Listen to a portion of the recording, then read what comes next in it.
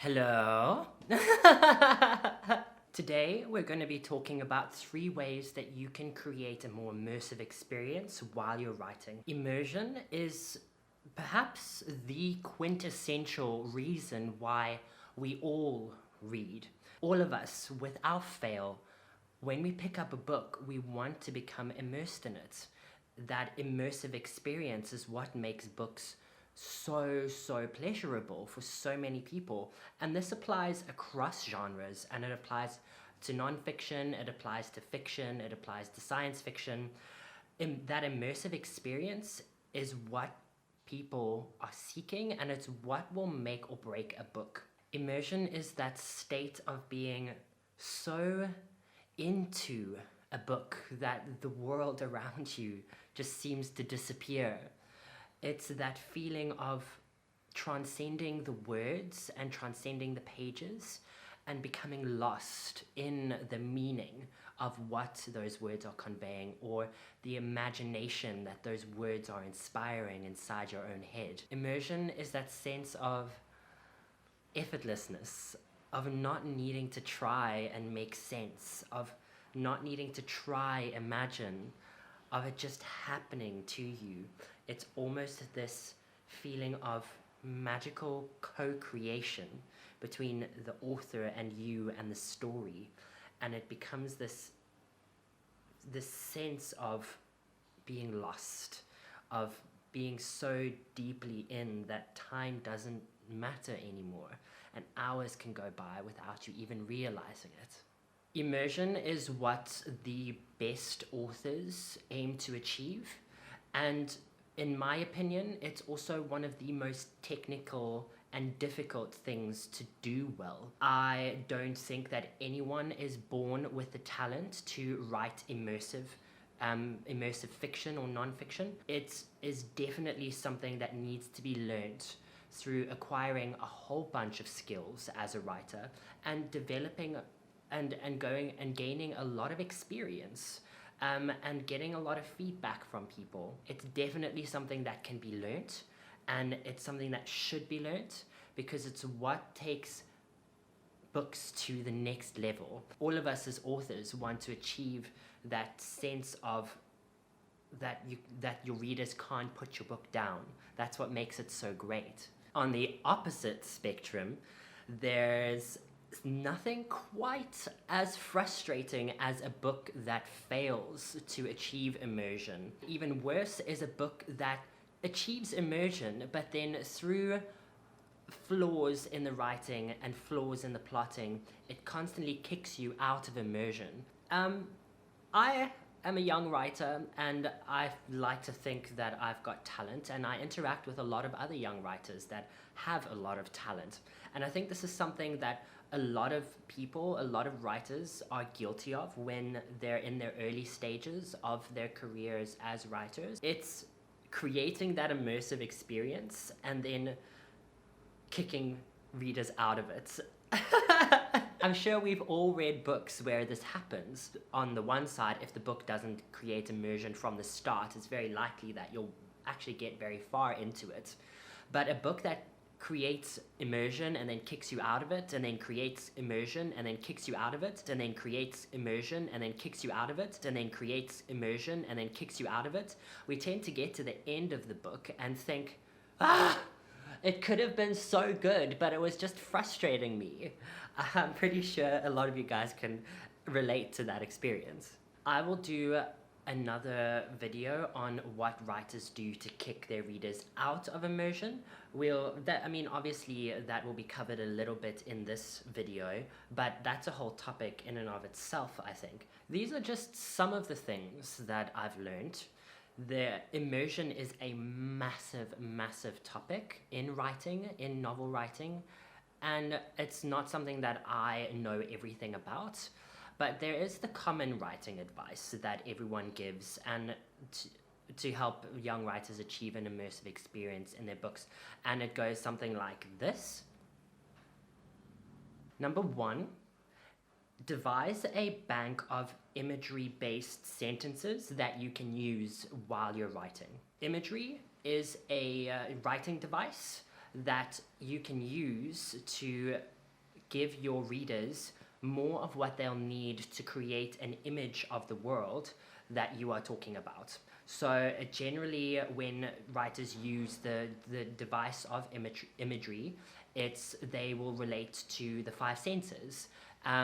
So taste, sight, smell, hearing, touch, to help the reader become more immersed in what the writing is by activating the reader's senses. But that sounds all very theoretical, because it is. So what I've done is I went and created a whole bunch of sentences, like a bank of sentences that would speak to specific senses. So here's a couple of examples of sentences that will activate a sense within the reader. I sat for an hour with the sole purpose of creating this bank, and I dug deep into my own experiences in life and other reading that I've done in my life, and I thought about what senses and what experiences have I been through, or that regularly happen to me, that make me feel connected, mindful to the experience that I am living in. And that's really what this imagery-based bank of sentences is going to help your reader, is how it's going to help your writing. Whenever you include one of those sentences, it's there to help your reader become mindful within the world of your writing. So once I'd done this, I automatically had a place to go to whenever I was feeling stuck, or whenever I felt like I was being too filtered with my writing, or when I was telling too much. And it was immensely helpful for me to just go back to that bank, reconnect with what it means to write with imagery, to write immersively.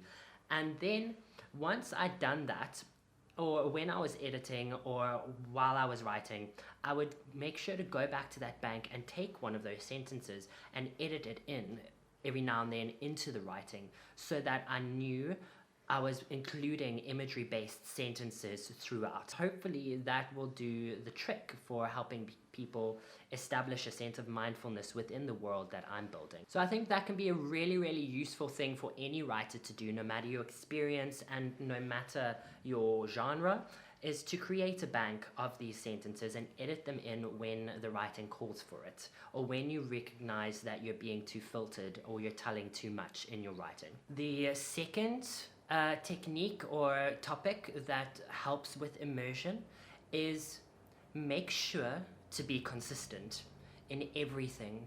And that often means taking good notes and being organized about your writing. One surefire way to kick your reader out of immersion is to have inconsistencies.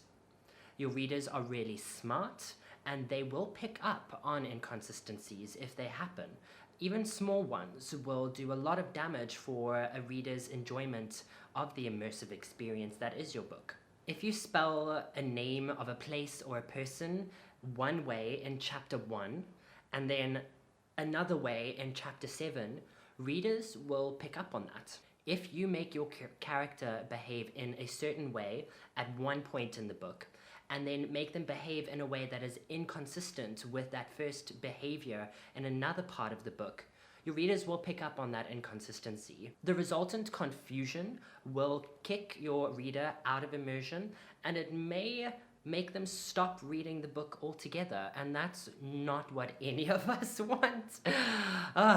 Of course, when you get to the end of your book, or depending on how you're going through the editing process, if you work with a good editor, they will help you with your consistency. That's what they're there for. They're there to pick up discrepancies in spelling, discrepancies in thoughts and behaviors of your characters and in world building. But it always helps to try and be as consistent in your writing from the start, so that the editing process isn't long and drawn out and mind-numbingly, soul-destroyingly awful. I've been there, trust me. The way you ensure this is you keep organized notes from the start. And this applies to whether you're a plotter or a pantser.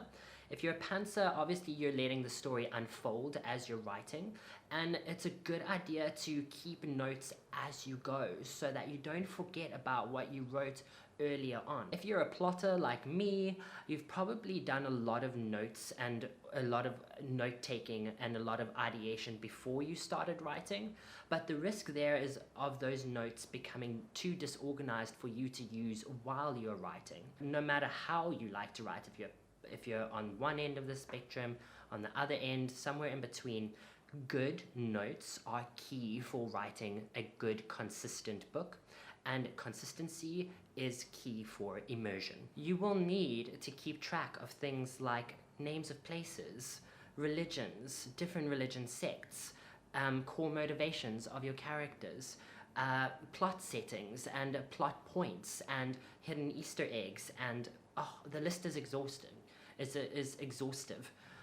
Inexhaustive. The list is inexhaustive. Take good notes, it'll help you, and it's just good writing, and it'll create a more immersive experience in the long run. Number 3. Number 3.